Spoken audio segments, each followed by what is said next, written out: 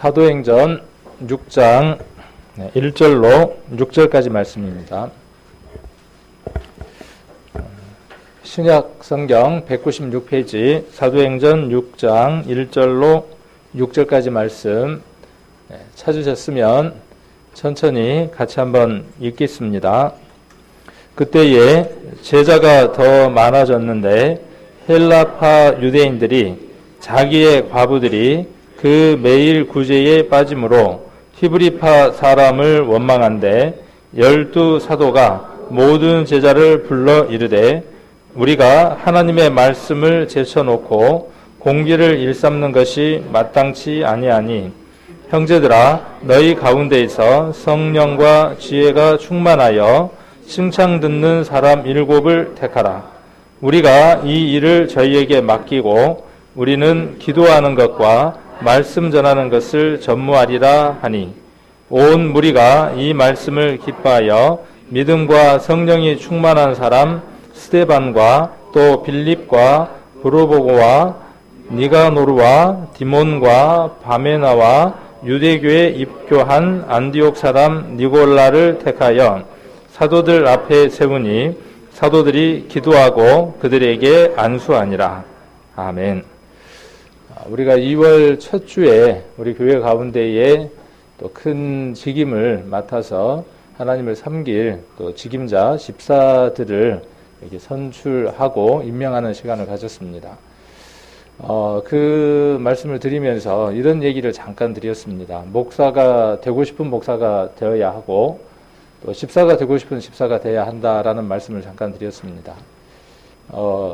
우리 교회 가운데에서 또 설교를 하고 또 전도사로 또 임명을 받고 또 교회 가운데에서 또 혹 성도들의 또 마음을 받아서 전임을 하게 되고 또 그러다가 시간이 지나면 일정 시간이 지나면 목사 안수를 받는 그 과정을 거쳐서 우리 교회에서 목사가 됩니다. 또 이제 뭐 다른 교회에서는 그 공동체마다 그 직임을 주는 그 규례들을 두고 그렇게 세워갑니다. 그렇게 목사라는 직임을 받았다고 해서 그 사람이 성경이 말하는 진정한 목사냐 그렇게 말하기는 어려움이 있죠. 완성된 것이 아니라 늘 완성된 그 시점을 향해서 진행형으로 달려가기 때문에 목사가 되고 싶은 목사 이 표현이 아마 주님 오실 때까지 이 직임을 맡은 사람으로서 기억해야 될 단어다 싶은 생각이 들기도 합니다. 마찬가지로 이제 이 교회 가운데에서 주님의 손과 발이 돼서 주님이 명하시는 것들을 행해야 될 우리 이제 집사님들이 이렇게 세워져 있는데 온전한 집사의 그 직임을 다 하기 때문에 집사가 되어졌다 이렇게 또 볼 수도 있겠지만 또 우리가 주님 앞에서 일을 할 수 있는 사람이므로 또 집사이고 또 그 직임을 받는 그 순간 이제는 성경에서 말하는 온전한 집사가 되어져 가는 과정 가운데 있겠다라는 생각을 한번 해봅니다. 그래서 내가 집사 직임을 받았으니까 그날부로 온전한 집사다.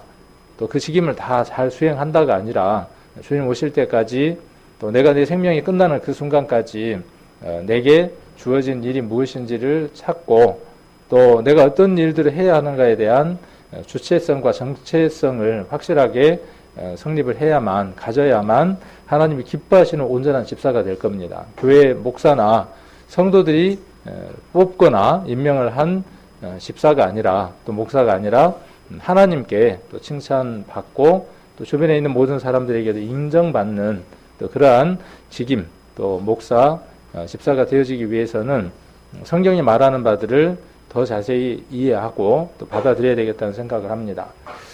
지난번에도 말씀드렸지만 나는 거기에 제외된다라고 생각하신다면 오해라는 것이죠. 성경에 우리가 말씀들을 잘 살펴보면 우리 모두는 제사장이죠. 하나님 앞에 귀한 제사장의 직임을 수행할 수 있는 큰 직임을 맡은 사람들입니다.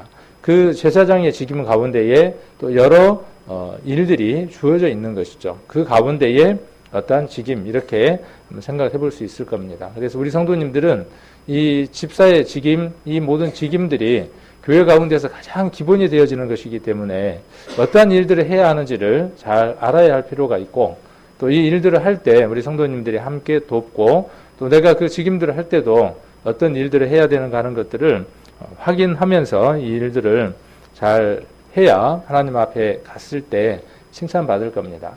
직임이 없이 하나님 앞에 일한 사람은 덜 받았으니까 덜 책만 받을 것이고, 더 받은 사람은 하나님께서 더 많이 요구하신다고 하셨고, 또 그 일들을 잘 수행하지 못했을 때에는 더 많이 맞을 것이라고 말씀하신 것을 우리가 주님의 말씀을 통해서 우리가 볼 수 있습니다. 그래서 오늘 1절로 6절까지 말씀을 한번 정리를 해본다면 이렇게 한번 정리를 해볼 수 있습니다. 초대 교회가 했던 일을 우리가 한번 성경을 통해서 살짝 이렇게 넘겨다 볼 수 있습니다. 초대교회는 어떤 일들을 했을까? 그런 것들을 우리가 이 사도행전을 통해서 살짝 이렇게 한번 넘겨다 본다면, 첫 번째가 어떤 일이었다는 걸 알 수 있느냐 하면, 기도하고 말씀 전하는 일에 교회가 열정적이었다는 것을 우리가 사도행전 6장 1절로 6절을 읽으면서 한번 살펴볼 수 있습니다. 첫 번째가 기도와 말씀이었어요. 두 번째가 무엇이었느냐 하면, 두 번째가 무엇이었을까요? 두 번째가 뭐였을까요? 이제 성경을 읽으면 이렇게 한번 정리를 해보시면 좋습니다. 1절로 6절까지의 초대교회 안에 중심을 갖고 했던 일들이 무엇이었을까 하는 것들을 한번 들여다보면, 첫 번째가 뭐였냐면 말씀에 열심이었다는 거죠. 가르치고 기도하고 하는 것이. 두 번째가 뭐였다는 거예요? 뭐였을까요? 제가 저하고 보는 각도가 틀릴 수는 있어요. 제가 원하는 겁니다. 그래서 혹 틀렸다고 해서 뭐 특별할 필요는 없어요. 뭐냐면요, 공개하는 일이었습니다.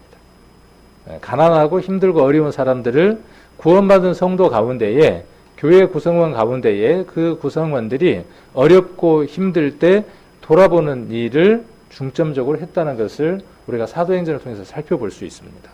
그런데 이게 균형을 이루어야 되죠. 기도와 말씀과 그 다음에 공개하는 일, 구제하는 일, 돕는 이 일이 균형을 이루어야 되는데 균형이 무너졌죠. 그 무너진 균형을 온전하게 잡기 위해서 뭐가 필요했죠? 여기 집사라는 말은 없어요. 집사라는 말은 아직 없습니다. 후에 이제 뒤에 넘어가면 이 사람 가운데 한 사람을 집사라고 이렇게 칭했기 때문에 집사라고 이렇게 우리가 이제 부르기는 합니다. 이 가운데에 우리가 많이 들어본 이름도 있죠. 누구 있습니까? 많이 들어본 이름은 빌립, 스테반, 또요. 아까 했고 스테반, 빌립, 또요. 니골라. 그리고 나머지 사람은 많이 들어봤어요? 안 들어봤어요? 저도 이제 궁금해서 검색을 한번 해봤어요. 신약에서 이 사람의 이름들이 몇 번이나 나오나 검색을 해봤더니 여기에만 이름이 딱 나오고 맙니다. 이런 의문이 생겼어요. 정말 여기에 나와 있는 대로 성령 충만했고 지혜 충만했고 믿음 충만했는데도 불구하고 딱 한 번 기록되어 있다는 거죠. 그래서 이런 것들을 보면서 한번 뭔가를 한번 또 생각을 해볼 수 있는 또 기회들도 되어지는 것 같아요. 그런데 누구의 몫이냐 하면 그 시대의 상황들을 생각하고 그 인물들을 그려보면서 성경을 읽는 우리가 한번 그려볼 수 있는, 그들에게 어떤 일들이 있었는가 하는 것들에 대해서 우리가 생각해 볼 수 있는 부분들이 되어지겠죠. 자, 그래서 무엇을 하기 위해서냐 하면 공개하는 그 일, 혹은 우리가 이제 뭐 집사는 교회에 그 재정을 맡기기 위해서 집사를 세우는 것이다, 이렇게 이야기하는 사람들도 있지만 전혀 그렇지 않습니다. 이것은 성경을 오해한 것입니다. 교회 집사는 재정만 맡는다? 교회 출납을 맡는다? 이거 아니에요. 왜 아니냐 하면 읽어보면 스데반은 어떤 사람이었어요? 빌립과 스데반은 어떤 사람이었던 걸 봅니까? 담대하게 말씀을 선포했던 사람을 볼 수 있습니다. 그러니까 사도들도 성도를 돕는 그 일을 안 했냐면 했던 얘기예요. 근데 어떻게 했다는 거죠? 아까 우리가 4절에 보면 전무하는 거죠. 전담하는 거죠. 그런다고 해서 그 일을 쳐다보지 않는다는 의미가 아닌 거죠. 그러니까 지금 공개를 맡은 그분들도 그 일을 전담하는 것이지 그것만 하는 건 아니라는 거죠. 그래서 스데반이라든지 빌립이라든지 어떤 사람들이었느냐 하면 여기 말씀에 기록되어 있잖아요. 지혜가 충만했던 사람이므로 이들도 무엇을 했던 사람들이냐 하면 말씀을 선포했던 사람인 것을 볼 수 있죠. 그래서 우리가 그냥 쉽게 생각하는 것처럼 집사는 교회에서 목사나 장로가 시키는 대로 시키는 것만 잘하면 돼, 이게 집사가 아니라는 거죠, 개념이. 일반 장로교에서는 집사라는 개념을 계급으로 그렇게 만들어 놨어요. 그래서 목사, 장로, 맨 밑에 집사. 그 다음에 그 밑에는 뭐예요? 그 밑에는 평신도, 성도 이렇게 나눠 놨어요. 절대로 그런 것이 아니라는 것입니다. 어떤 일을 하기 위해서 교회 가운데에 정말 신실한 사람 몇을 선출을 해서 그들에게 어떠한 역할, 일을 맡긴 것이라는 거죠. 자, 그래서 초대교회 두 가지 일을 우리가 한번 생각을 해볼 수 있겠죠. 그 일이 지금 우리의 일이죠. 우리가 해야 될 일이 뭐냐 하면 말씀 전하는 것과 기도하는 것과 그 다음에 뭐 하는 겁니까? 교회 안에 어렵고 힘든 성도들이 있으면 어떻게 하는 것이냐 하면 돕는 것이죠. 자, 이 일을 하기 위해서 뭘 한다는 겁니까? 업무 분담을 하는 거예요. 업무 분담을 하기 위해서 뽑고 그 뽑은 사람에게 호칭을 붙인 거예요. 그러니까 지금 우리 교회에서는 다르게 할 수도 있죠. 그게 비성경적인 게 아니에요. 성경적인 건 뭐냐 하면 그 두 가지 일을 하기 위해서 우리가 필요한 대로 뽑고 거기다 뭘 붙이는 거죠? 이름을 붙인 거니까. 구역장 성경에 있어요, 없어요? 성경 구역장에 있습니까? 없어요. 근데 왜 붙여서 사용을 하죠? 아까 우리가 두 가지 일 가운데에 두 번째 일을 하기 위해서 구역장을 세우는 것이죠. 그런 의미들이에요. 자, 그래서 교회 가운데에서 하나님의 일을 하기 위해서는 또 교회 안에 우리가 하나님을 섬기는 데 있어서는 또 하나님의 일꾼으로서 기본적으로 갖춰야 되는 것들은 내가 일꾼이 되기 위해서가 아니라 주님 앞에 한 성도라면 반드시 갖추고 생활해야 될 것들이 기본적인 것들이 이것이다 하는 것들을 오늘 한번 살펴보려고 합니다. 그래서 첫 번째가 구원받은 사람이면 성령으로 충만한 삶을 살아야 합니다. 그리고 지혜가 충만한 삶을 살아야 돼요. 그리고 믿음이 충만한 삶을 살아야 돼요. 그리고 주위에 칭찬받는 삶을 살아야 합니다. 교회 성도들에게도 칭찬을 받아야 하고 내가 내 자신을 스스로 칭찬하는 게 아니라 타인으로부터, 외인으로부터 선하다는 증거를 받는 사람이어야 합니다. 특히 교회 가운데에서. 그리고 특히 누구 가운데에? 특히 부모로부터, 아내로부터, 자녀로부터. 그런 사람이 어떤 사람이냐 하면 교회 안에 하나님을 섬기는 사람이에요. 그런 사람을 뭘 세우는 거죠? 호칭을 집사라고 붙이는 거죠. 이미 그는 어떤 사람이에요? 그에게 그런 호칭이 없다고 할지라도 그는 어떠한 삶을 살아가고 있는 겁니까? 집사의 삶을 이미 살아가고 있는 거죠. 누가 그 사람에게 어떠한 직임을 준다고 하지 않을지라도. 우리 자매님들 간혹 그런 얘기를 해요. 참 불공평하다. 나도 집사 되고 싶다. 나도 집사 안수해주라. 나도 집사 임명해주라. 패주라. 그럴 수 있잖아요. 억울하죠? 그러나 성경 보면 전혀 억울할 게 없죠. 이미 이러한 삶을 살고 있으면 하나님은 무엇으로 보시는 거죠? 이미 집사보다 더한 집사로 보는 것이죠. 집사라는 호칭을 가졌지만 이 가운데 뭔가 누락되어서 빠져 있다면 하나님 보시기에는 어때요? 함량 미달의 집사예요. 혹 그 직임을 갖고 있지 않다고 할지라도 이 삶을 산다면 하나님 보시기에는 아름다운 직위를 가진 집사의 직위를 잘 수행하고 있는 사람입니다. 남녀를 제외하고 남녀 상관없이 나이도 상관없이. 그래서 하나씩 한번 살펴보려고 합니다. 성령으로 충만한 삶을 살아야 된다고 아까 6장 3절에 기록되어 있었죠. 이 교회 가운데 모든 사람이 그렇게 살아가는 겁니다. 초대교회는 다 그렇게 살아갔어요. 성령으로 충만한 삶을 살아갔습니다. 그들 가운데에서 몇 명을 뽑는 거죠. 특별한 일을 맡기기 위해서. 그래서 성령 충만이라고 하는 것은 뭐 특별한 게 아니에요. 우리가 예전에 성령 충만 때문에 많은 오해들이 있었죠. 성령 충만이 되면 어떻게 됩니까? 이제 막 이상한 생각을 하기 시작을 해요. 성령 충만이 되면 어떻게 됩니까? 그러면 이제 상상의 나래를 펴고 갑자기 머리에다가 하얀 갓을 씌우고 수염이 하얗게 나고 흰 두루마리를 입고 지팡이를 짚고 구름을 타고 막 날아다녀. 그게 성령 충만이에요. 그리고 마음이 막 즐겁대. 마음이 그렇게 좋을 수가 없대. 자, 그게 성령 충만이다. 성령의 충만의 한 마음의 증상일 수는 있어요. 그것이. 그러나 그것이 성령 충만은 아니에요. 지난번 수요일 날 거룩한 삶, 신령한 삶에 대한 얘기를 해드렸습니다. 재방송 안 해야죠. 그래야 수요일 날 오신 분과 주일 날 오신 분은 차별이 되겠죠. 궁금하시면 뭐 유튜브에 있으니까 보셔도 되고 안 궁금하시면 안 보셔도 되고 뭐 그래서 거룩한 삶, 신령한 삶, 성령 충만한 삶은 특별한 것이 아니에요. 여러분들이 지금 살고 있는 삶이기도 하고 여러분들이 살아야 되는 삶이기도 합니다. 성령 충만은 아주 간단한 거예요. 말씀을 내가 읽고 그 읽은 말씀이 내 마음 가운데에 채워지고 그 채워진 말씀과 내 삶이 일치될 때 그것을 무엇이라고 이야기하느냐 하면 성령 충만이라고 이야기를 합니다. 오해하지 마세요. 성령 충만 이야기할 때. 절대로 오해해서는 안 된다는 것이죠. 그것이 될 때 감정의 어떤 변화들이 있을 수 있어요. 그 감정의 변화가 어떤 것이 있을 수 있어요? 즐겁다, 기쁘다, 평안하다, 여러 마음의 표현들을 할 수 있어요. 그러나 그것이 성령의 충만함의 증거는 아니라는 것이죠.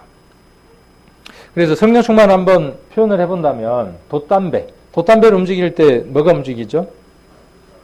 이제 이것을 한번 그렇게 한번 상상을 한번 해보세요. 성령의 충만함이라는 게 뭔가 하는 것을 한번 상상을 해보라는 것이죠. 이미 우리는 성령을 받았어요, 안 받았어요?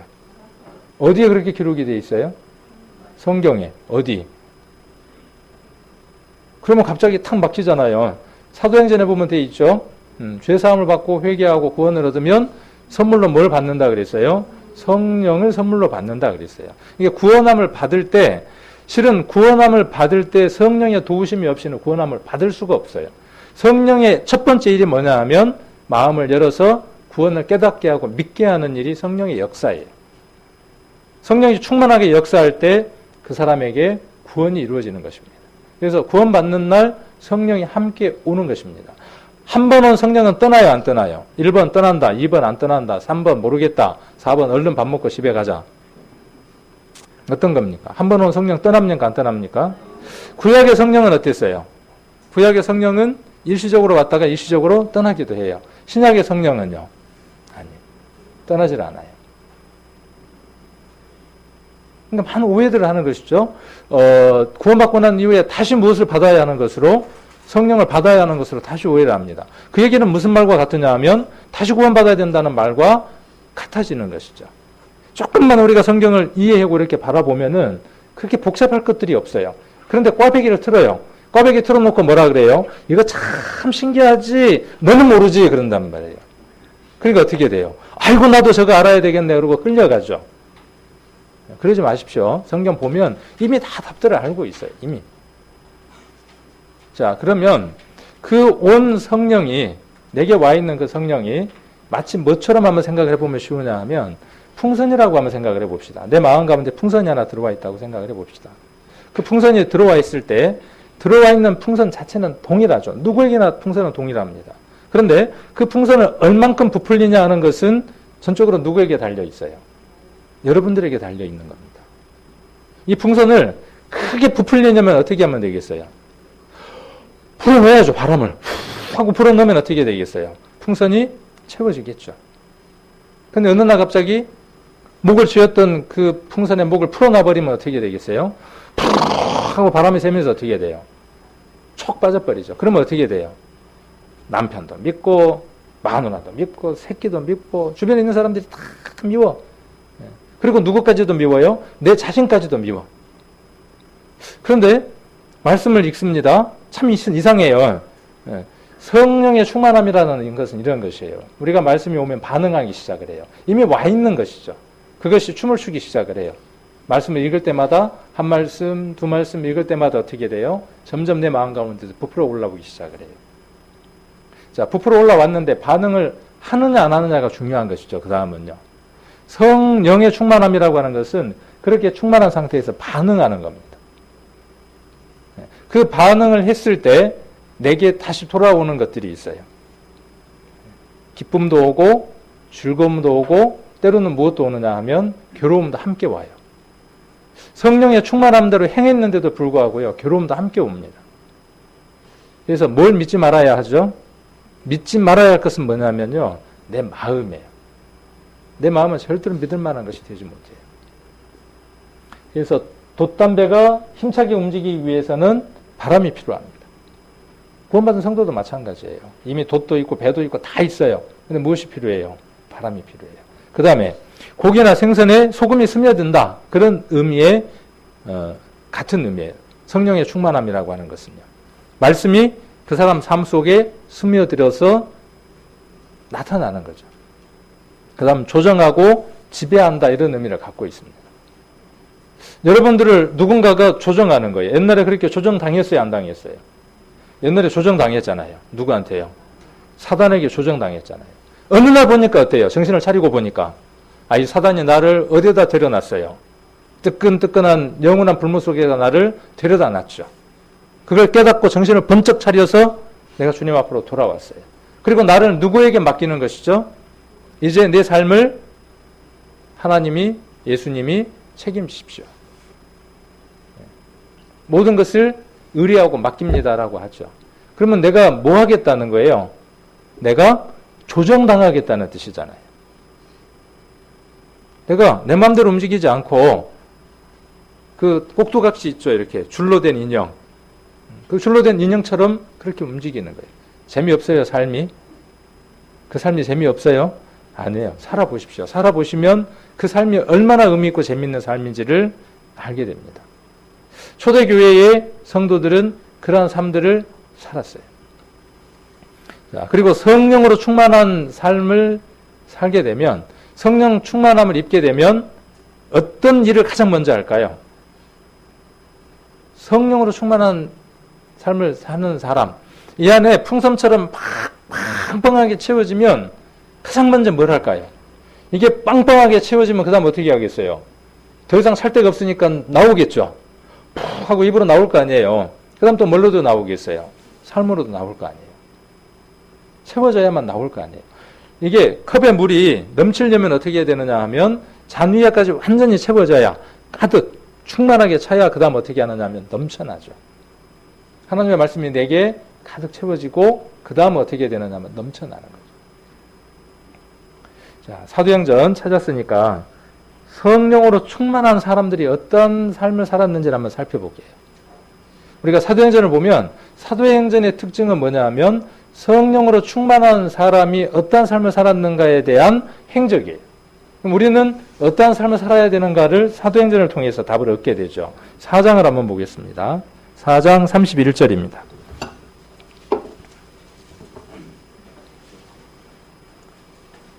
같이 한번 읽겠습니다. 4장 31절 같이 읽겠습니다. 빌기를 다함에 모인 곳이 진동하느니 무리가 다 성령이 충만하여 담대히 하나님의 말씀을 전하니라. 자, 여기도 보니까 성령이 충만했어요. 성령으로 충만했다, 그 다음에 성령이 충만했다, 같은 표현들입니다. 자, 하나님의 말씀을 어떻게 했습니까? 전했어요. 그러니까 성령의 충만이 왔을 때 가장 먼저 한 첫 번째 일이 뭐냐 하면 입을 열어서 뭘 했다는 거죠? 하나님의 말씀이 어떠한가 하는 것을 가장 먼저 정했다. 자, 그 유명한 바울, 성경 수십 권을 썼던 바울, 성령 충만의 대가로 알려져 있죠. 사울이라고 하는 이름으로 예수를 믿는 사람들을 죽이기 위해서 다메섹 도상으로 가다가 예수님을 만나고 변화가 되죠. 구원함을 얻었습니다. 바울이 처음부터 성령의 충만함을 입었을까요? 그렇게 기록된 것이 없어요. 바울은 사울이 바울이 되기 이전에, 하나님께 들려서 쓰임 받기 이전에 바울에게도 누가 필요했냐 하면 그를 믿음 안에서 도와줄 수 있는 멘토가 필요했죠. 여러 명의 멘토가 있었죠. 사도행전 한번 읽어보세요. 바울이라고 하는 인물이 되기 이전에 사울이 얼마나 많은 믿음의 선진들을 만났었는지. 아나니아를 만나고 그 다음에 또 누구를요? 누구를 만나죠? 바나바도 만나고. 자, 그들이 어떤 일을 해주죠? 성경을 읽어서 깨우쳐서 알게 해주죠. 그리고 사울이 무엇이 되었을 때, 비로소 성령의 충만함을 입었을 때 무엇을 하느냐 하면 예수를 그리스도라고 선언하게 되죠. 조금 뒤에 7장 한번 보겠습니다. 7장 55절.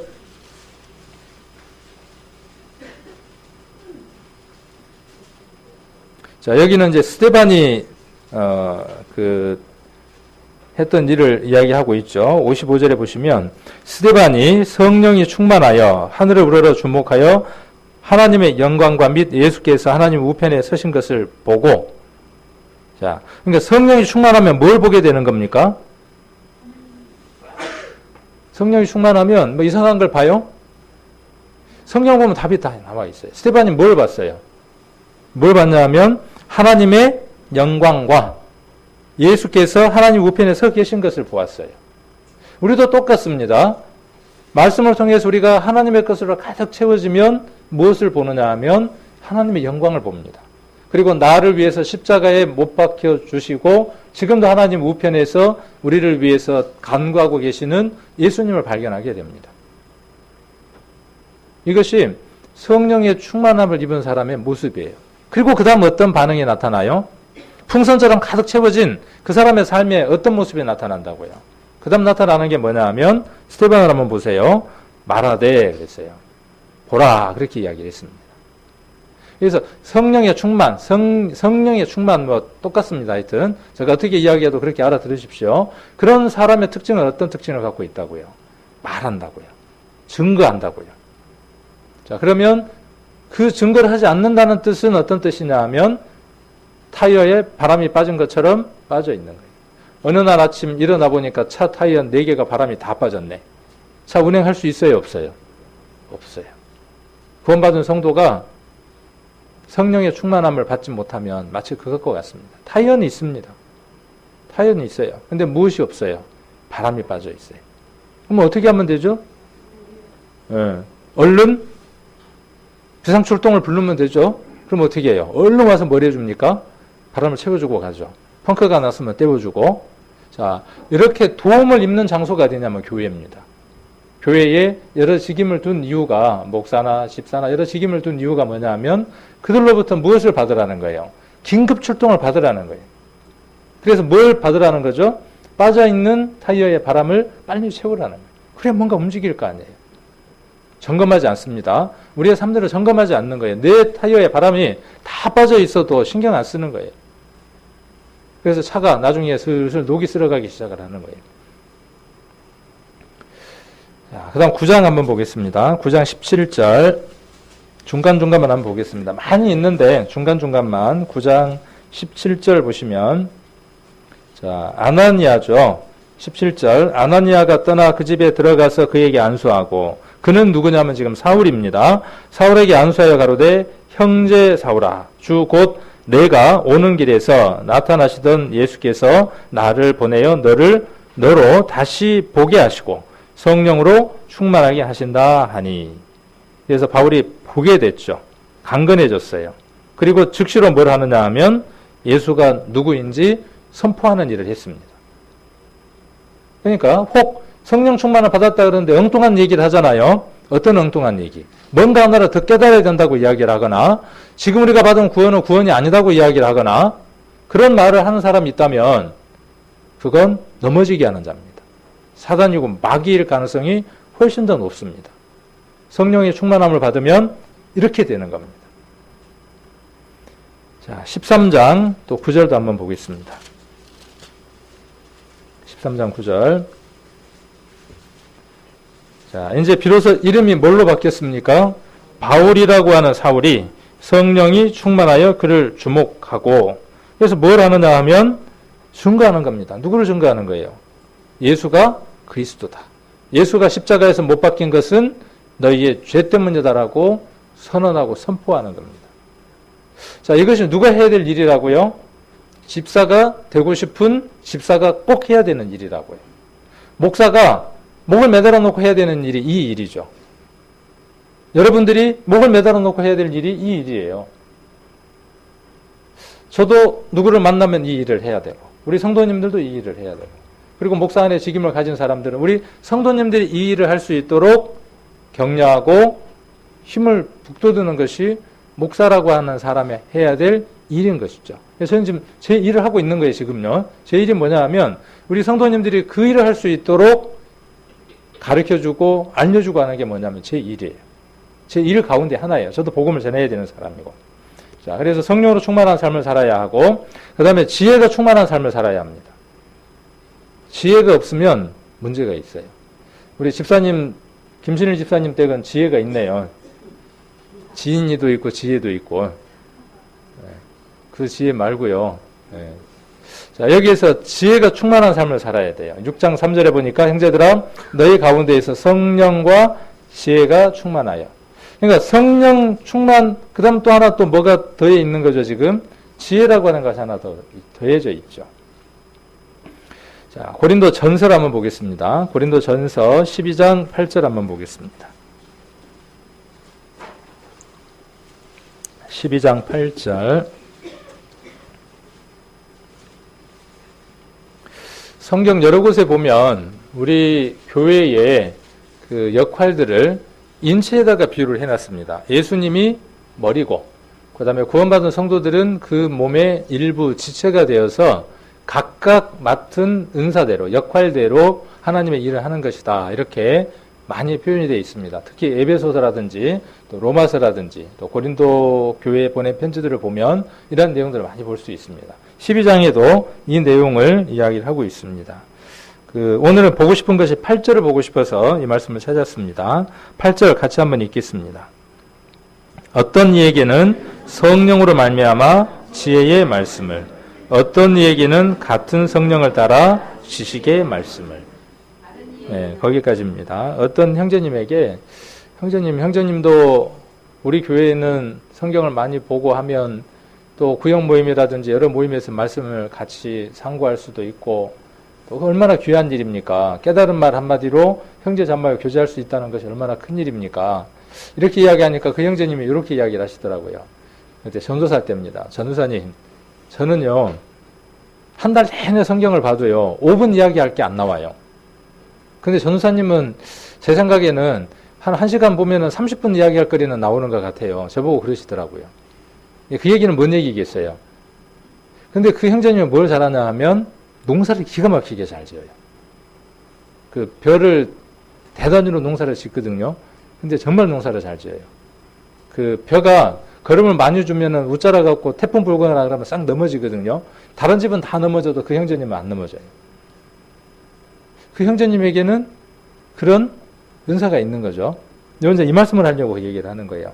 내가 오랫동안 성경을 봐도, 몇 시간 동안 성경을 봐도 안 되는 분도 있어요.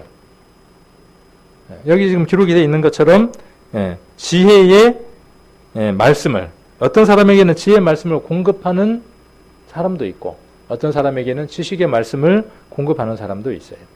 이 지혜라는 것을 이렇게 한번 번역을 해놓은 성경도 있어서 제가 옮겨두어 봤어요. 현명한 조언자. 지혜의 말씀이라고 하는 건 뭐냐 하면 성령의 충만함을 받았어요. 자, 그런데 어느 성도나 또 누군가의 어떤 것들을 봤을 때에 교제해주고 싶고 그 다음에 만져주고 싶고 권면해주고 싶고 깨닫게 해주고 싶어요. 그런데 어떤 사람은 그냥 직설적으로 표현하는 사람이 있어요. 근데 어떤 사람은 그 사람 마음이 상하지 않게 부드럽게 그리고 뼈에 사무치도록 전달해 주는 사람이 있어요. 똑같이 말씀을 받고 똑같이 깨달았지만 어떤 사람이 있다고요? 그런 사람들이 있다고요. 그런 사람이 있어요. 또 어떤 사람이 있어요? 이 사람은 성경을 읽으면 잘 분석을 해내. 그래서 뭘 할 수 있느냐 하면 지식적으로 정리를 해서 전달해 줄 수 있는 사람도 있어요. 똑같은 한 성령 안에 있지만 똑같이 구원을 받았지만 어떤 형제는 이것을 잘 정리를 해서 잘 전달해 줄 수 있는 사람이 있는가 하면 근데 그 사람은 원론적인 걸 잘 전달을 해요. 그런데 재미있게 전달은 잘 못해. 어떤 사람은 똑같은 얘기지만 아주 재미있게 자기 배웠던 것들, 경험들 이런 것들 비추어서 잘 전달하는 사람도 있다고요. 그래서 어떤 사람이 필요하다고요? 어떤 사람이어야 된다고요? 지혜가 어떤 사람? 충만한 사람. 그런데 지혜가 무엇을 수반으로 한 지혜여야 되느냐 하면 지식을 동반한 지혜여야 돼요. 지혜도 지식이 없어도 지혜는 있을 수 있어요. 그렇죠? 우리 어르신들, 옛날 어르신들 보면 뭐가 있어요? 삶에 뭐가 있죠? 지혜가 있어요. 근데 뭐는 없어요. 근데 글은 몰라. 그래도 뭐는 있어요? 삶의 지혜는 있어요. 그건 말고요. 무엇을 수반으로 한 것? 지식을 토대로 한 지혜가 필요하다고요. 그것이 누구를 살린다고요? 옆에 있는 형제 자매를 살릴 수 있다고요. 그 사람이 교회 가운데에서 집사여야 되고 또 집사가 되어져야 되고 또 앞으로 그런 분들이 어떤 분들이 되어져야 되느냐 하면 더 큰 직임들 가운데서 일하는 사람이 돼야죠. 전도사도 되고 장로도 되고 또 설교도 하는 목사도 되고. 이 교회가 이대로만 있을 게 아니잖아요. 2개, 3개, 4개의 교회가 생기고. 저는 이런 꿈들도 한번 꾸어봅니다. 일본의 교회가 형성되는 것도 한번 꾸어봅니다. 조금씩 그 밑그림들이 더 그려져 가보는 것 같아요. 불가능할 것 같아요. 자주 드리는 말씀이지만 가능합니다. 우리들 마음 가운데에 그것이 있으면 또 그렇게 모든 것들을 만들어가면 가능하다는 것이죠. 2개, 3개, 4개 그 많은 교회들이 우리를 통해서 얼마든지 나올 수 있죠. 누구를 통해서요? 우리를 통해서 그 일들이 이루어지는 겁니다. 자, 그리고 골로새서를 한번 보겠습니다. 골로새서 2장 3절. 요거를 나중에 밴드에다가 올려놓을까요? 요대로. 이 화면에 있는 것들은 나중에 제가 밴드에다가 그 그림 파일로 해서 그대로 올려놓도록 하겠습니다. 왜냐하면 적다 보면 시간이 많이 가니까. 그래서 자, 골로새서 2장 3절 같이 한번 읽겠습니다. 그 안에는 지혜와 지식의 모든 보화가 감추어 있느니라. 어디에 감추어 있어요? 집에 창고에? 교회에 오면 목사님한테? 집사님한테? 어디에 감추어 있습니까? 성경 안에. 그리스도 안에. 앞에 그 말씀이 기록이 되어 있죠. 예수님 안에 뭐가 다 들었어요? 지식도 그 안에 들어있고 지혜도 그 안에 들어있어요. 그래서 잠언 8장에 보면 지혜는 곧 누구라고 나오느냐 하면 예수 그리스도로 기록되어 있는 것을 볼 수 있습니다. 이미 우리는 지식과 지혜의 가장 근본되는 것을 마음 가운데 담고 있습니다. 그것 위에다가 더 지어서 올라가는 거죠. 자, 에스겔서 47장을 보면요. 아주 재밌는 장면이 나와요. 성전에 물이 흘러요. 성전에서. 그 성전에서 물이 흐르는데 처음에 물이 얼만큼 흐르느냐 하면 발목을 잠길 만큼 물이 흐르고 또 조금 있다가 물이 흐르는데 무릎만큼. 한번 찾아볼까요? 에스겔서 47장 보겠습니다. 에스겔서 47장입니다.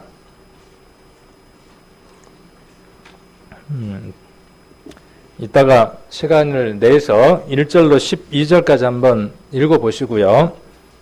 중간중간만 한번 보겠습니다. 3절을 보시면 그 사람의 손에 줄을 잡고 1227페이지 에스겔서 47장 3절 그 사람의 손에 줄을 잡고 동으로 나아가며 1000척을 청량한 후에 나로 그 물을 건너게 하시니 물이 발목에 오르더라 그랬어요. 자, 그 다음 4절에 보니까 물이 무릎에 오르고 그랬어요. 또 4절 후반절에 보시니까 물이 어디에 올랐습니까? 허리에 올랐어요. 자, 한번 단계를 한번 봅시다. 첫 번째가 어떤 단계였죠? 물이 발목만큼. 그 다음 또 어디만큼요? 무릎만큼. 그 다음 어디예요? 허리만큼이네요. 5절 한번 보겠습니다. 다시 1000척을 청량하시니 물이 내가 건너지 못할 강이 된지라. 그 물이 창이라여 헤엄할 물이요 사람이 능히 건너지 못할 강이더라. 넘쳐났어요. 자, 그래서 처음에는 발목, 무릎, 허리, 그 다음 창이라는 물. 자, 우리의 지식과 지혜가 하나님으로부터 받는 그 말씀이 성경에는 무엇으로 비유되어 있느냐 하면 물로 표현되어져 있습니다. 우리가 알고 있는 말씀에 대한 깊이들이 처음에는 발목 정도 잠기는 겁니다. 구원받고 나면 하나님과 예수님에 대해서 발목 정도만 잠기는 거예요. 그 다음에 이제 어느 정도 잠길까요? 말씀을 읽기 시작을 하면. 그 다음에 무릎만큼 잠기기 시작해요. 말씀이. 그 사람 삶을 그만큼 잠그기 시작을 합니다. 그 다음 어디만큼요? 허리만큼. 허리만큼 참으면 겁나겠어요? 안 겁나겠어요? 말씀 때문에 시험이 오거나 문제가 되어져서 도망가기도 하고 여러 가지 일들이 생기기 시작을 하죠. 그 다음 어떻게 됩니까? 창이라 해서 그 사람을 덮어버릴 만큼 물이 흘러나오기 시작하죠. 감당할 수 있겠어요? 없겠어요? 자, 이 상태. 이렇게 창이라서 감당할 수 없는 상태. 이렇게 되면 뒤에 한번 가보겠습니다. 9절.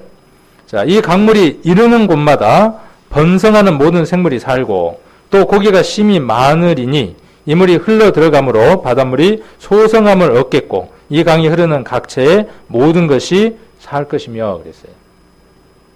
성전에 흘러나왔던 그 강이 물이 강이 되어서 범람하고 라고 이렇게 표현되어져 있죠.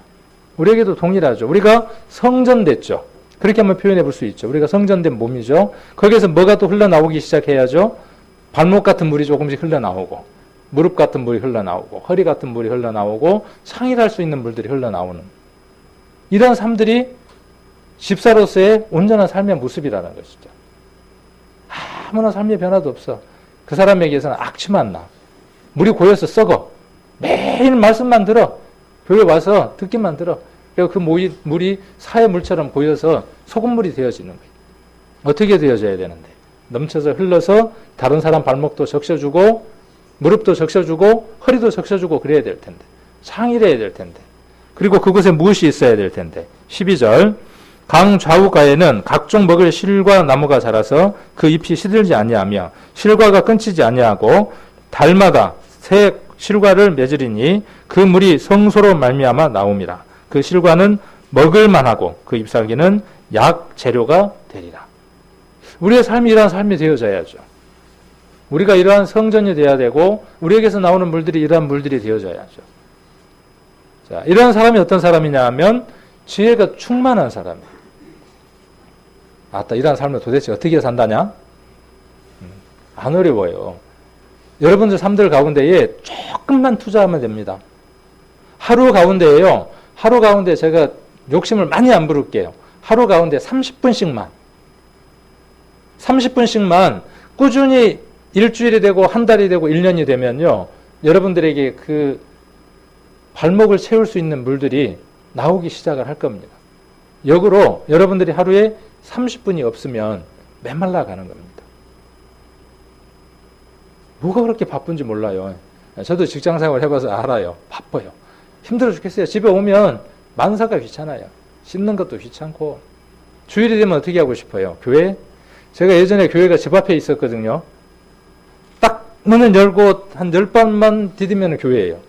근데 못 가요. 몇 시에 일어나냐 하면 제일 가까이 있는 사람이 늦게 일어나거든요. 11시인데 이런 얘기하면 제가 많이 부끄러워요. 그래서 우리 성도님 보고 10시 40분까지 오세요라는 얘기를 꼭 오셔야 됩니다. 그러고 얘기를 못하는 이유가 제가 잘 알거든. 예. 그러나 그게 당연한 건 아니에요. 그게 어떻게 되어져야죠? 변화를 받아야죠. 힘들어요. 근데 그 가운데에 30분씩만 우리 저기 학생들도 마찬가지예요. 학생들도 하루에 30분씩만 말씀을 정해놓고 보기 시작을 하면 어느 시간 내가 변화되어 있는 내 모습을 발견할 수 있죠. 채워져 있는 걸 발견을 할 겁니다.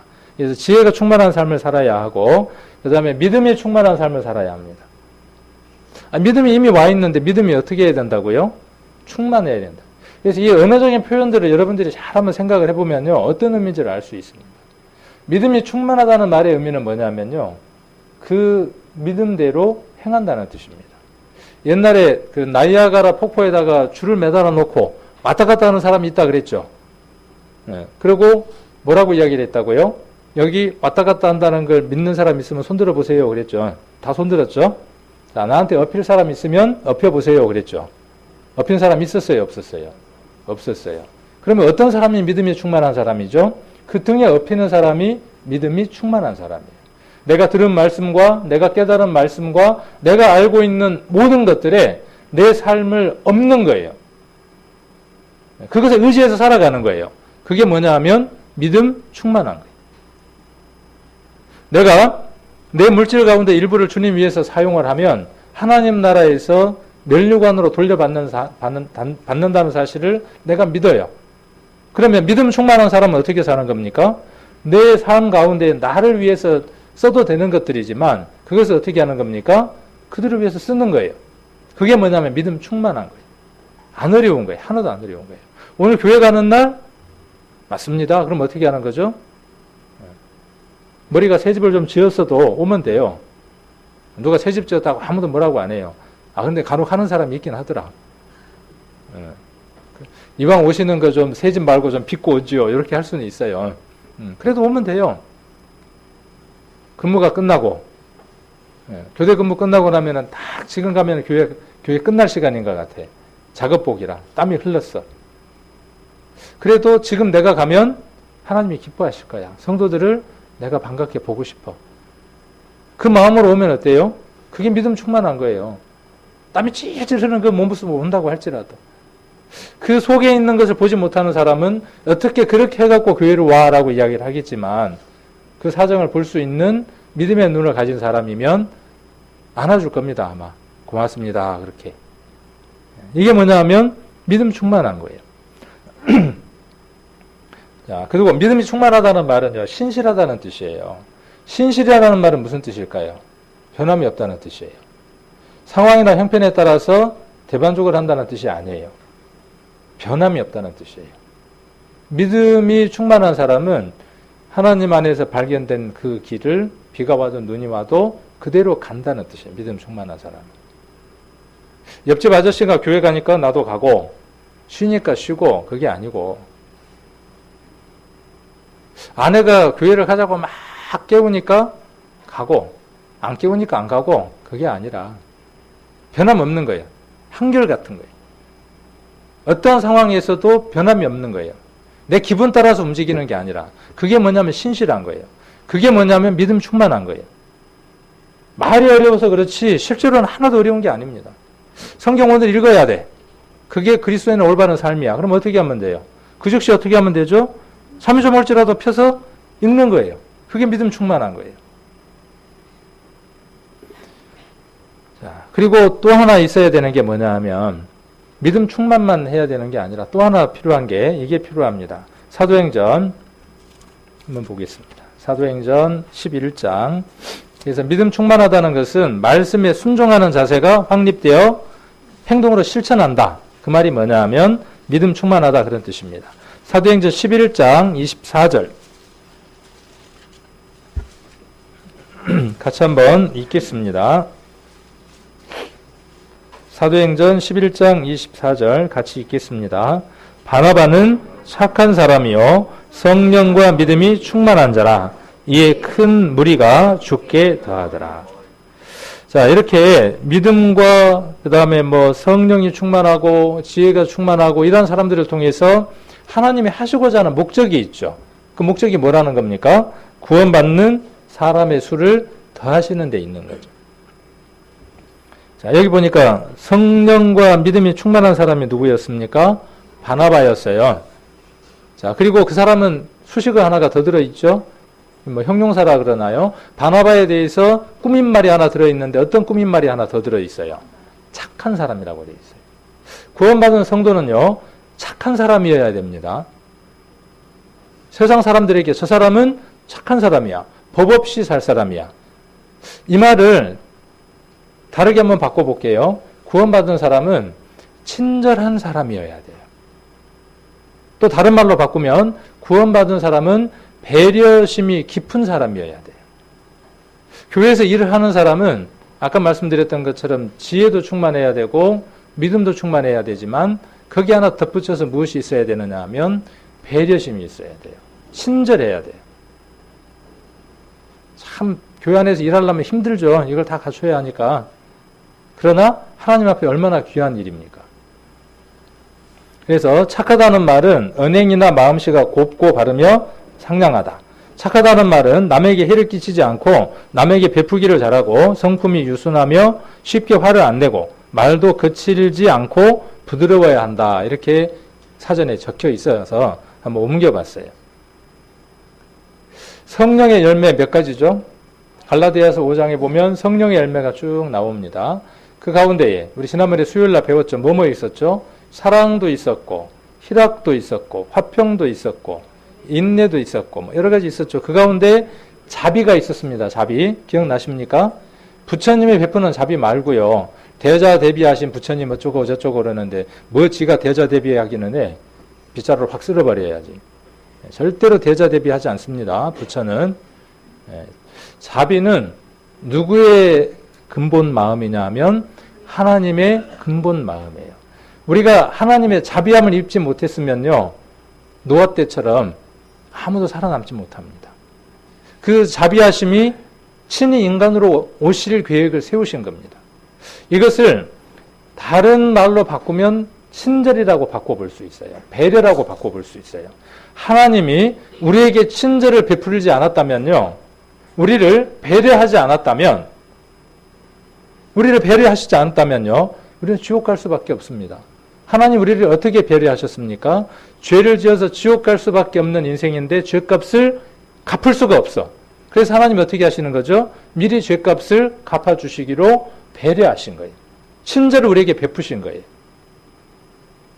구원받은 사람은 그 친절이 안에 들어와서 배어 있는 사람입니다. 그래서 세상 사람들에게 어떤 평가를 받는 사람이에요? 저 사람은 착한 사람이에요. 저 사람은 친절한 사람이에요. 저 사람은 전틀맨이에요. 신사여야 돼요. 무례한 사람? 그러면 뭐라고 손가락질 하겠어요? 집사가 돼갖고 라고 이야기를 하겠죠? 그 말과 동일한 말이 뭐냐 하면 저 교회에 구원받았다고 하더만 하는 꼬라지들 보면 하는 말을 듣겠죠. 그 말이나 똑같은 말입니다. 그리고 이런 사람은 어떤 사람이냐 하면 칭찬받는 사람입니다. 칭찬은 자기가 자기 칭찬하는 건 안 맞죠? 칭찬은 누가 칭찬해야 돼요? 사무엘을 꾸민 말로 꾸밀 때 예수님에 대해서 어렸을 때의 삶을 꾸밀 때에 어떻게 표현되어져 있느냐 하면 사람과 하나님께 사랑스러워 가더라. 칭찬받더라. 이렇게 기록이 되어 있습니다. 그러니까 칭찬은 하나님께도 칭찬을 받아야만 해요. 집사가 되고 싶은 집사는요. 수직적인 관계에서 하나님께 칭찬을 받아야 합니다. 그리고 수평적인 관계 속에서 칭찬을 받아야 합니다. 그러려면 어떤 사람이어야 되느냐 하면 배려하는 사람이어야 됩니다. 배려를 하려면 내가 손해보지 않으면 배려할 수 없습니다. 본고사를 탈 때 맨 뒷자리는 불편한 자리예요? 불편하지 않는 자리예요? 장거리를 가요. 자, 멀미를 하는 분이 있어요. 우리 안명순 자매님은 멀미를 많이 하시죠. 자, 그러면 우리 집사람이 저 옆에 꼭 앉거든요. 본고사를 탈 때. 어느덧 그렇게 됐어요. 우리 집사람 자리가 됐어요. 그런데 어디 장거리를 가면 그 자리는 누구 자리로 배려가 돼 있죠? 안명순 자매님 자리로 배려가 돼 있죠. 그렇죠? 네. 자, 그러면 누군가 한 사람은 어떻게 해야 돼요? 누군가 한 사람은 그 편한 자리보다는 불편한 자리로 가야만 해요. 네가 그 자리로 가라가 아니라 내가 그 자리로 갈게요.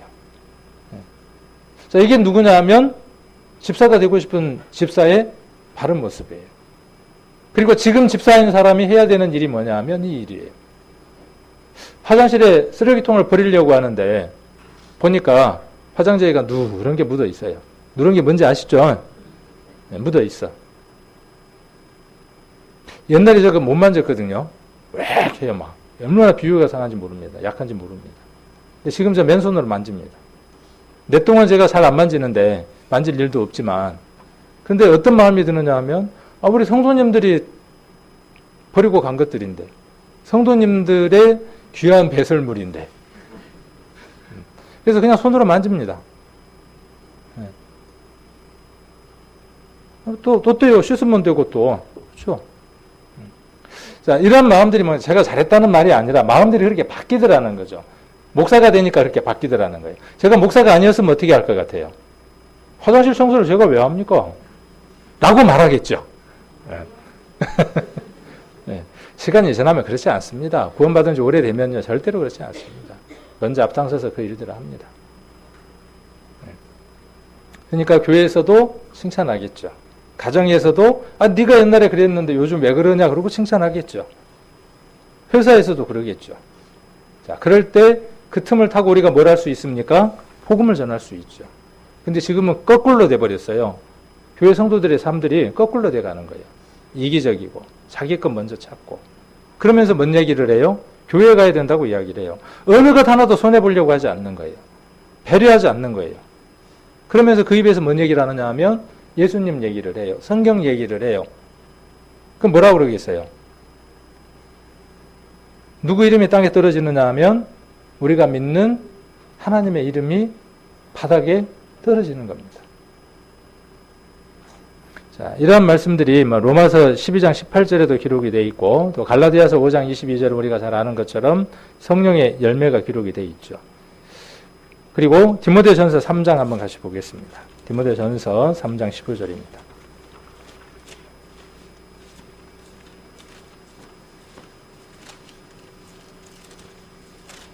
3장 15절.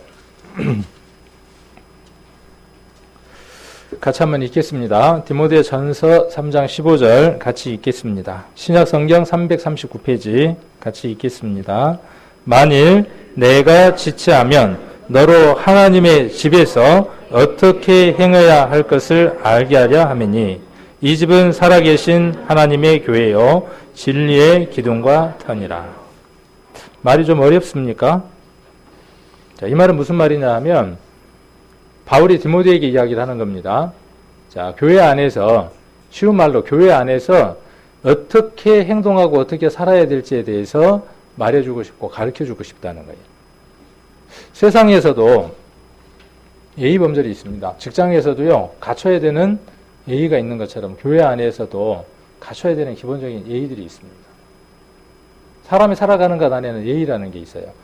또 문화가 다르면 그 문화에 다른 예의들이 있습니다. 그것을 벗어나면 복음을 전할 수가 없어요. 그래서 여기 하나님의 집에는 그렇게 돼 있죠. 이 집은 그렇게 돼 있고 하나님의 교회고 진리의 기둥과 터라 그랬어요. 이것을 교회라고 한번 건물로 생각을 해볼 수도 있고요. 우리 개인이라고 생각을 해볼 수도 있습니다. 우리 개인이라고 하는 이 성전이 성전 안에서 주인이 있죠. 이 집의 주인이 누구냐 하면 이 육체가 내가 아니라 육체가 주인이 아니라 내 안에 살고 있는 진짜 주인이 따로 있죠. 이 집을, 이 하나님의 집을, 진리와 기둥과 터인 이 집을 이끌고 다니면서 우리가 해야 될 것들이 있다고요. 행해야 할 것들이 있다고요. 여기. 하나님의 집에서 어떻게 행하여야 할 것을 알아야 한다고요. 그래서 교회에 오면 이것을 배우는 것입니다. 알아야 하고. 그런데 목사도 포기했고요. 왜 포기했냐 하면 스스로 생각에 나는 잘 살지 못한다고 생각하니까 그렇게 가르칠 자격이 없다고 생각하고 이렇게 하십시오라고 안 가르친 거예요. 그냥 손 놓고 있는 겁니다. 왜? 뭔 얘기를 들을 것 같으니까. 뒤에서 너나 잘하세요라고 이야기할 것 같으니까. 근데 바울은 디모데에게 그렇게 가르쳤죠. 그리고 디모데는 교회 가운데서 그렇게 가르쳤습니다. 디모데가 그러면 완벽했냐? 그것은 아니에요. 그러면 저도 어떻게 해야 되느냐 하면 그렇게 해야 맞아요. 근데 뭔 말이 싫어서요? 너나 잘하세요. 그 말이 듣기 싫으니까 저 제일 싫은 게 뭐냐면요. 뒤에서 제 말을 하는 거예요. 지금은 이제 그런 말 좀 별로 민감하게 생각 안 하는데 옛날에는 우리 어머니가 뒤에서 제 얘기를 해도 기분 나빠요. 어디서 우리 아들이 어쩌고 저쩌고 그 얘기가 들리면 귀가 번쩍 들리면서 싫어요. 그게. 그런데 다른 사람이 제 이야기하면 얼마나 싫겠어요. 그런데 아니더라는 겁니다. 제가 완벽하기 때문에 가르쳐야 하는 것이 아니라 성경에 이렇게 기록되어 있으므로 나도 그대로 살아야 하고 여러분도 그대로 살아야 됩니다라고 가르쳐야 한다고요. 그래야 교회가 어떻게 된다고요? 깨끗해진다고요. 그 일 때문에 누구를 세웠다고요? 교회 가운데에 직임자들을 세웠다고요. 그러므로 직임자들은 깨끗함을 따라서 쫓아가야 하고 그리고 무엇을 선언해야 되느냐 하면 그것을 가르쳐야 한다고요. 그래서 교회에는 여러 기관들이 있죠. 교회 학교도 있고 그 다음에 학생 청년들도 있고 어르신들도 있고 하죠. 직임을 세운 이유가 뭐냐면요. 그들을 돌아보기 위한 거예요. 교회 학교도 있죠. 교회 학교 학생들이 몇 시에 오는지 걔들이 뭘 배우는지 그런 배려가 없으면 기본이 안 돼 있는 거죠. 교회 구성으로서 기본이 안 돼 있는 거예요. 다 접어두고 다 그냥 내버려두고 이렇게 한번 생각을 해봅시다. 우리는 한 피보다 한 몸이를 형제요 자매라고 이야기를 했어요. 그러면 물보다 진한 건 피보다 진한 건 뭐? 예수 그리스도의 보혈. 뭘로도 나눌 수 없잖아요. 그러면 저와 여러분은 남남이 아니잖아요. 저희 어머니가 계시지만 저희 어머니도 어머니고 여기 계신 우리 어르신들도 제 어머니죠. 그래서 그렇게 부릅니다. 어머니라고 부릅니다. 그럼 힘든 일들이 있거나 어려운 일들이 있으면 어떻게 해야죠? 어머니니까. 형제 자매라는 말은 뭐냐면 가서 도운다는 의미잖아요. 그러니까 교회라는 건 가정 공동체예요. 가정. 교회 안에 어떤 일들이 생기면 내가 그 구성원 가운데에서 중심이 되어서 함께 돌본다는 의미죠. 한쪽이 아파갖고 막 난리를 해도 그냥 아픈가 보다 그러고 신경도 안 써. 그러면서 뭐라고 이야기하느냐 하면 형제님 자매님하고 불러요. 그렇게 부르지 말라는 말은 아니죠. 그렇게 불러야 맞죠.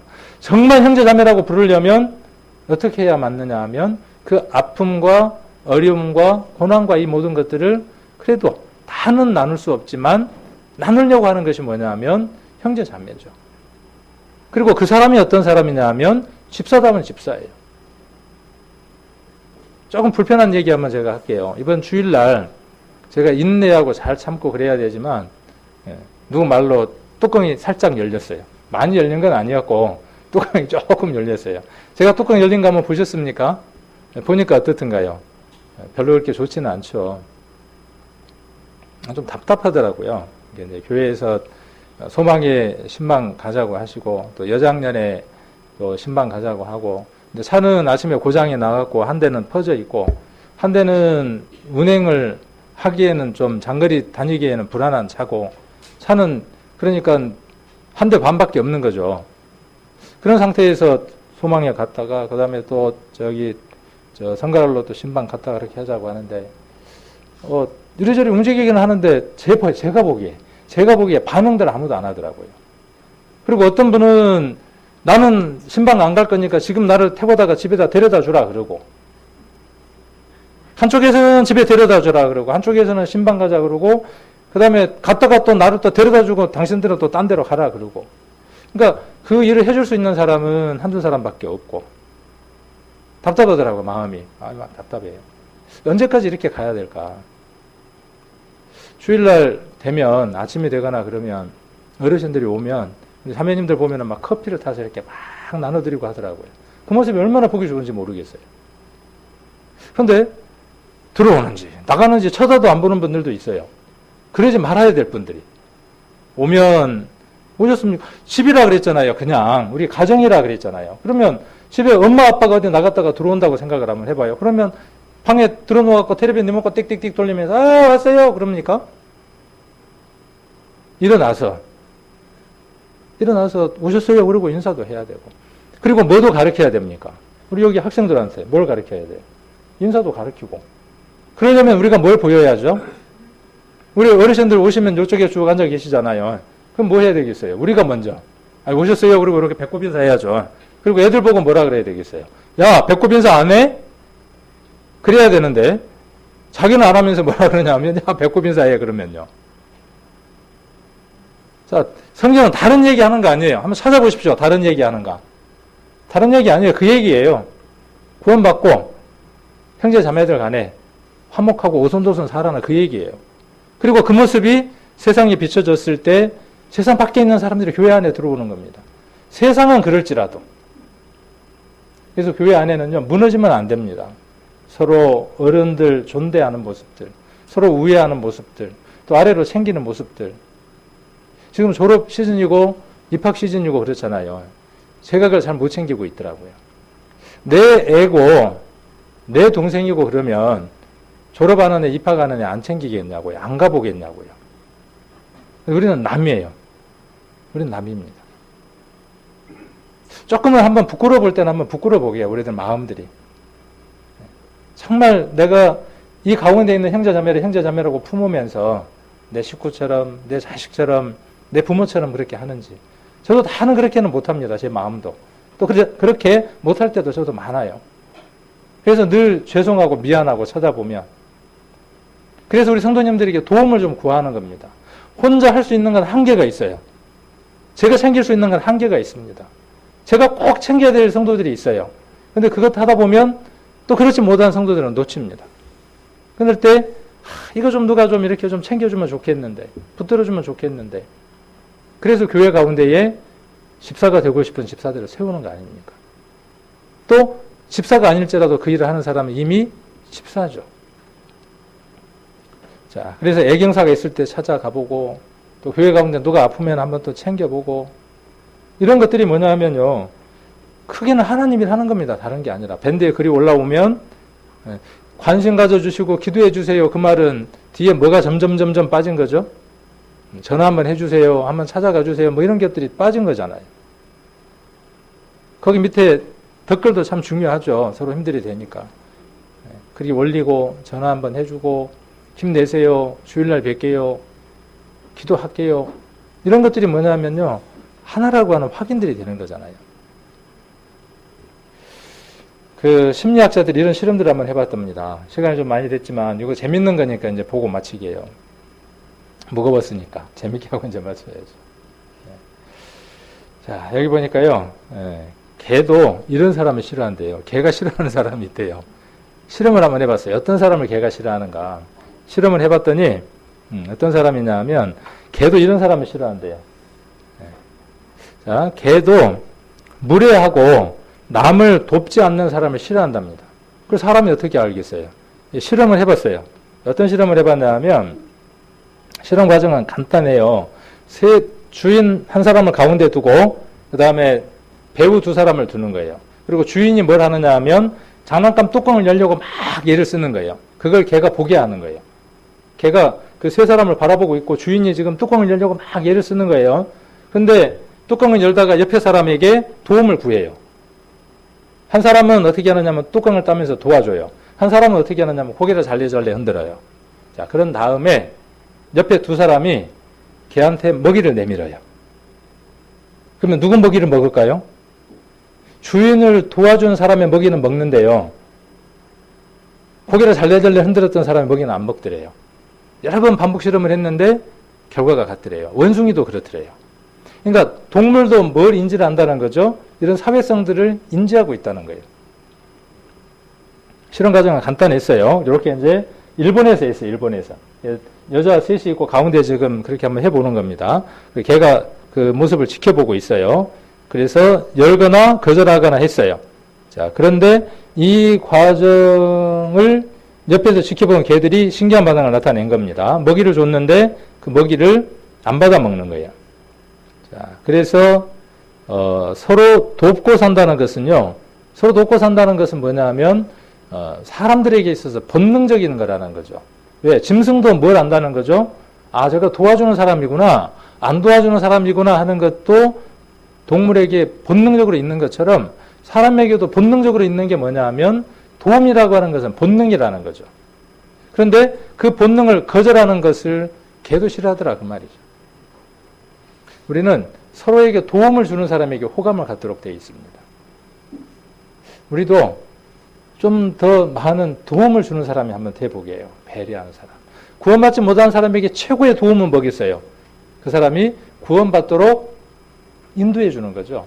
구원받고 난 이후에 최고의 도움은 뭐겠어요?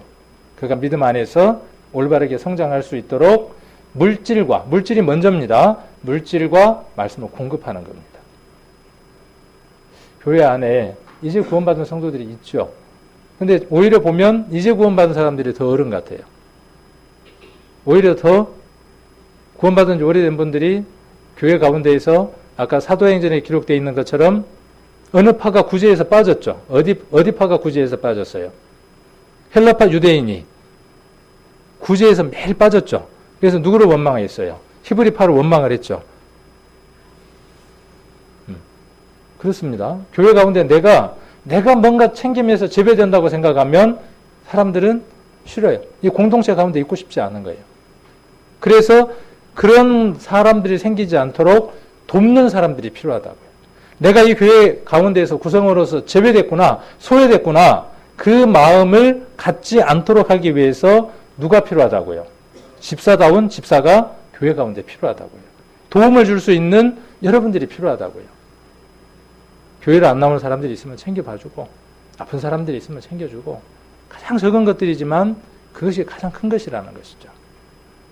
잘 하고 계시죠? 우리 성도님들요. 그래서 뭐 주일날도 보면 우리 아침에 일찍 나와서 차량 운행하기 위해서 우리 성도님들 보면 서로 막 아침에 차량 운행하려고 하고 하는 것들을 보게 됩니다. 그리고 수요일 저녁이나 차량 운행 마치고 오면 또 수고들 하셨으니까 안 돌아가고 늦게까지 남아있다가 또 이렇게 다과를 준비해서 대접하고 하는 그 모습들을 보면 참 우리 교회 모습들이 귀하고 또 섬김의 모습이 분명히 다른 교회보다 많이 있는 것은 사실입니다.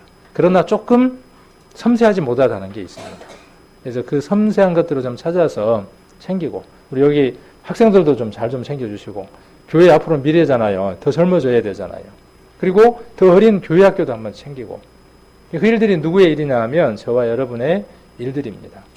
그래서 입학하는 애들이 있으면 축하도 해주고 졸업하는 애들이 있으면 또 축하도 해주고 또 여러 가지 사정들이 있으면 또 아까 지혜자가 돼서 조언도 해주고 또 지식적인 것도 가르쳐주고 이렇게 해서 서로가 하나님 안에서 조화를 이루어 나갈 수 있는 그런 교회가 되기를 원합니다.